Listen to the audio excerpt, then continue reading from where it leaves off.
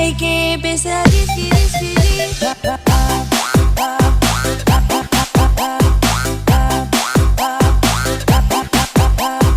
Baik, dari Kanada, Ibu? Baik, kita ke Kanada. Masya Allah, di Kanada jam berapa ini sekarang? Ya sudah jam 7 kurang 20 malam ya, kurang lebih mungkin. Assalamualaikum. Bisa di-unmute ya? Assalamualaikum. Waalaikumsalam warahmatullahi wabarakatuh, Pak Ustadz. Aduh, saya bahagia Alhamdulillah. sekali. Alhamdulillah Baik. saya bahagia. Pak Ustadz, saya bertanya di luar dari ini. Saya mau bagaimana ya Islam menghadapi dengan adanya surrogate. Surrogate itu yang saya sering untuk wilayah Amerika ini sering sekali orang menyewa apa istilahnya, mereka tidak mau hamil tapi dia memakai embrio dari mereka sendiri, dia sewa rahim orang. Itu bagaimana saya menerangkan. Terus bagaimana seandainya perempuan menyewakan rahimnya untuk hamilin dari embrio orang lain. Itu bagaimana saya harus menjawab seandainya ditanya pandangan Islam terhadap surrogate itu. Baik, terima kasih. Inilah kita nyamannya, senangnya kita berinteraksi dengan berbagai zona. Karena di setiap tempat punya soalan-soalan, pertanyaan-pertanyaan yang khas yang mungkin tidak didapati di tempat-tempat yang lainnya. Dan disitulah anugerah Allah menjadikan fikih itu memberikan solusi pada setiap keadaan. Saya bagi kepada dua bagian, Bu ya. Yang pertama, jawaban yang disampaikan kepada insan beriman. Ya, sama-sama muslim, sama-sama beriman. Yang kedua, kita berikan gambaran kepada yang belum beriman, ya, tentang alasan-alasan logisnya seperti apa. Pertama, kalau yang bertanya orang Islam dan dia mengatakan beriman, konsekuensi dari iman itu adalah patuh terhadap setiap apa yang Allah bimbing kepada kita dari Al-Quran, juga penjelasan-penjelasan Rasulullah SAW. Karena seseorang disebut Islam itu masuk ke Islam dan namanya Muslim itu dari katanya saja sudah mengandung konsekuensi kepatuhan. Islam, mohon izin saya bahas dari dasar dulu ya sebentar supaya kita bisa menilai diri ini sebetulnya benar-benar berislam atau belum, kan? Benar-benar beriman atau lemah gitu ya. Jadi ini Islam, ini tulisan Arabnya begini. Asalnya dari kata aslama. Arabnya seperti ini, aslama. Aslama. Orang yang memeluknya disebut muslim. Muslim. Muslim. Ya, kalau perempuan tinggal tambahkan tak di ujungnya kalau ingin mengkhususkan. Ya, persoalan waris misalnya ada spesifik. Jadi kalau sudah disebut muslim, muslim sebetulnya mencakup laki-laki perempuan secara makna awal. Kecuali kalau ingin mentakhsis karena ada kasus tertentu pembagian-pembagian sehingga gender harus dimunculkan, tinggal bedakan dengan tambah tak di ujungnya. Muslimah. Muslim itu orang yang masuk Islam. Kata dasar infinitif dari Islam itu aslama. Aslama itu arti asalnya adalah patuh dan tunduk. Patuh, tunduk. Akar dari kata itu, kata ini adalah silmi. Buah dari kata silmi itu salam namanya. Pelan-pelan ya. Aslama, patuh, tunduk. Patuh, tunduk pada apa? Ya, pada segala yang ditetapkan untuk dipatuhi. Baik itu sifatnya aturan, ketentuan, perintah, larangan. Nah, semua yang ditetapkan ini, yang menjadikan konsekuensi kita untuk mematuhinya, disebut silmi namanya. Ya, karena itu ketika ada insan beriman, dia yakin kepada seluruh ajaran Islam, lalu dia mengatakan asyhadu alla ilaha illallah, asyhadu anna Muhammadar Rasulullah, setelah dia pelajari atau dia dibawa dalam fitrah keagamaannya, kan? Nah, kemudian dia yakin betul dengan semua. Maka konsekuensinya ketika disebut muslim, dia mesti patuh, tunduk. Yang diawali dengan iman. Seseorang yang telah yakin tanpa ragu itu disebut amanah. Jamaknya disebut amanu. Orang-orang yang telah yakin, beriman, ya, yakin sepenuhnya bahwa dalam Islam semua benar, logis, baik, jadi pedoman dan sebagainya. Dia yakin tanpa ragu, dia beriman, amanah namanya. Amanar rasulu, ya, bima unzila ilaihi min rabbihi wal mu'minun. Ya, dan seterusnya di Al-Baqarah ayat 285 itu. Baik ya? Jamaknya amanu. Karena itu orang-orang yang telah beriman, yakin, ya, sepenuhnya pada ajaran Islam dipanggil dengan ya ayyuhalladzina amanu. Hai orang-orang yang telah yakin sepenuhnya tanpa ragu. Ya, konsekuensinya, Anda harus patuh pada semua ketentuan yang ada dalam Islam, disebut silmi. Maka disebutkan di Quran surah kedua Al-Baqarah ayat 208. Ya ayyuhalladzina amanu dukhulu fis silmi. Wah, bukan fil Islam. Karena Islam itu kerangka agamanya. Ya, dinnya disebut Islam. Quran surah ketiga ayat 19. Inna dina indallahil Islam. Ini frame-nya. Aturan ajaran yang ada dalam bingkai Islam, frame Islam ini yang menjadikan komitmen kita untuk patuh dan taat disebut silmi. Ya ayyuhalladzina amanu khulu, hai orang-orang yang telah yakin, beriman tanpa ragu pada semua ketentuan dalam Islam, sekarang patuhi, ikuti silmi, fis silmi, kafah, secara total, totalitas sesuai dengan batas kemampuan kita. Baik ya? Bila kita patuh, baik, menunaikan semua ini, maka Allah akan berikan kepada kita satu anugerah, apresiasi, dunia dan akhirat disebut dengan salam namanya. Ya, Quran surah ke-19, ayat ke-15. Wassalamun alaihi yawma wulida, wa yawma yamutu, wa yawma yub'atsu hayya. Contoh ke Nabi Yahya. Allah berikan salam saat dia terlahir. Ya, jadi dalam berkehidupan di dunia dapat salam. Apa itu salam? Ketenangan, kedamaian, tenang, damai, bahagia, sukses, Masya Allah. Itu salam. Ya. Wa yauma yamutu, saat akan meninggal di alam kubur pun tenang juga. Makanya panggilan pulangnya pun tenang. Lahir tenang, pulang tenang. Quran surah ke-89. Al-Fajr ayat 27 sampai 30.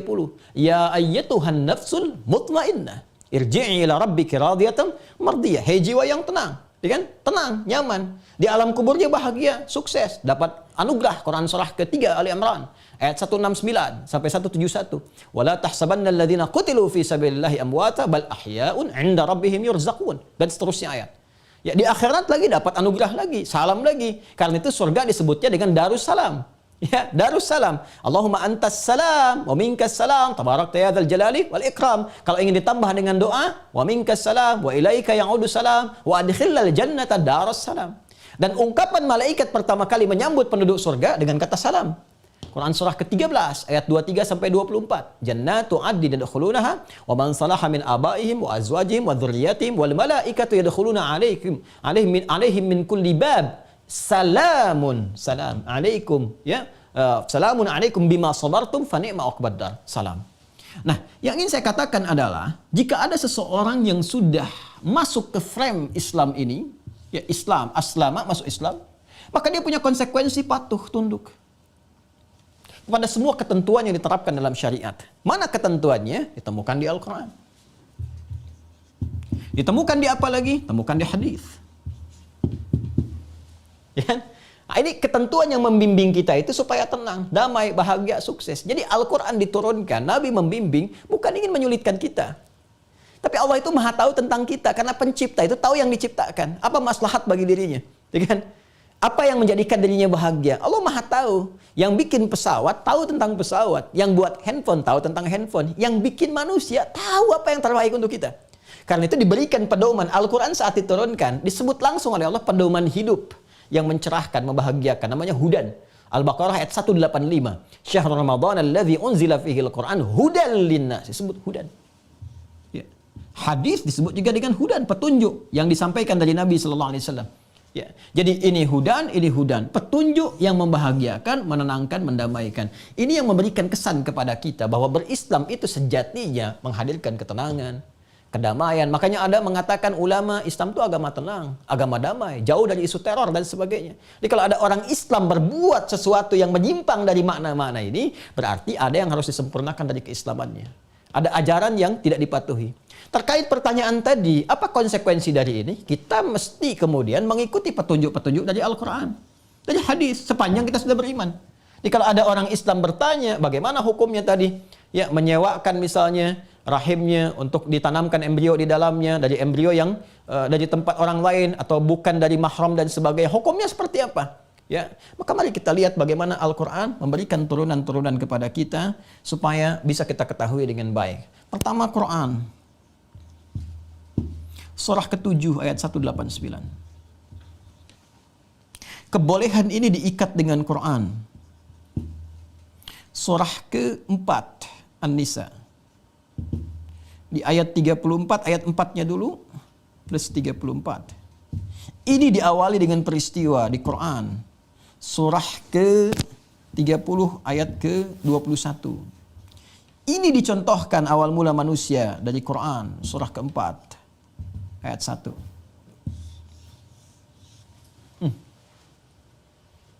Baik kan?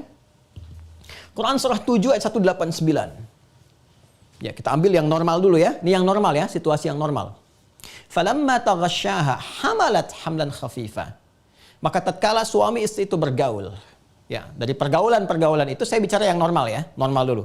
Dari pergaulan-pergaulan itu berhubungan secara biologi, secara seksual, maka istri mengandung. Nah, ini masuk kita pada intinya.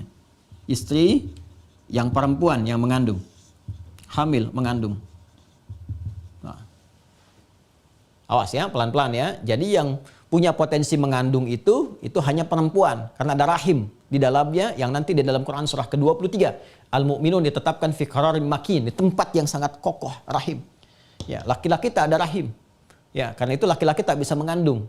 Karena itu diharamkan hubungan laki-laki antar laki-laki karena menyalahi fitrah. Ya, yang bisa menghambat segala hal yang menjaga kelangsungan kehidupan manusia, baik dari keturunan ataupun aspek yang lainnya. Jadi yang mengandung siapa? Perempuan di sini. Ya. Sifat kandungannya nanti diterangkan. Selain nanti beranjak lebih berat lagi, miring kanan sulit, miring kiri sulit, yang dilukiskan di Quran surah ke-31 ayat ke-14. Wasainal insana biwalidayhi hamalathu ummuhu wahnan. Ya, ala wahnin. Wahnan ala wahnin itu begini. Saking tidak mudahnya itu ya menanggung sesuatu yang tidak mudah, kadang-kadang sulit ya berekspresi atau sulit bergerak ke berbagai arah itu, kecuali akan berpengaruh kepada keadaan diri ya. Jadi ke kanan kadang-kadang tidak mudah, ke kiri tidak mudah, itu wahnan ala wahnin. Ya, ada perasaan kadang-kadang mual, ya kadang-kadang perasaan agak kurang suka dengan keadaan, itu kurhan namanya. Itu nanti di Quran surah ke-46. Ya. Ayat ke-16, ayat ke-15. Quran surah 46 ayat 15. Ya, wasainal insana biwalidayhi hamalathu ummuhu ya kurhan wa wada'athu kurhan. Nah ini. Ya, perasaan sulit dan sakitnya ada di sini, perasaan ada mengondisikan beban-beban supaya tetap nyaman ada di sini ayatnya. Tapi dua ayat ini ingin menggambarkan apa? Bahwa potensi kehamilan itu ada di perempuan. Untuk mengatur supaya tidak sembarangan proses kehamilan ini, maka Allah berikan jalan supaya tidak terjadi hubungan-hubungan yang terlarang, ya, yang dengan itu berpotensi menghasilkan madarat yang lebih besar setelah itu. Ya, ada kerusakan-kerusakan dalam berketurunan, dampaknya kewarisan, dampaknya ketatanan sosial kehidupan dan sebagainya. Karena itu diatur bagaimana hubungan ini boleh terjadi yang menghasilkan kehamilan. Ya, prinsipnya ini yang kita gambarkan, yang menghasilkan kehamilan ini seperti apa? Itu bisa diatur atau dilakukan. Baik nanti hubungan seksual secara langsung ataupun kondisi-kondisi yang secara medis walaupun berhubungan seksual ada kesulitan tertentu yang boleh sebetulnya ditanamkan. Ya, sekarang kayak ada bayi tabung dan sebagainya, kan? Ya, yang dalam kondisi normal dilakukan itu tidak sampai misalnya spermanya kepada ovumnya untuk membuahi, misalkan dalam kondisi itu. Nah, baik itu menggunakan konsepsi, misal ya untuk bayi tabung dari luar dikembangkan, embrionya, spermanya diproses sampai kemudian dipertemukan, ditanamkan dalam rahim, semuanya itu supaya berlangsung dengan baik, bukan hanya sekarang proses yang dilihat ditanamkan itu, tapi apa yang terjadi setelah kelahiran itu. Apa konsekuensi yang terjadi setelah itu? Kemana dia disebatkan? Kemana dia disanadkan? Kemana dia digantungkan? Siapa yang bertanggung jawab? Mesti ada yang mengikat itu semua. Nah, ikatan dari semua itu diatur di ayat-ayat ini. Quran surah 4 plus 3, 4. Ya.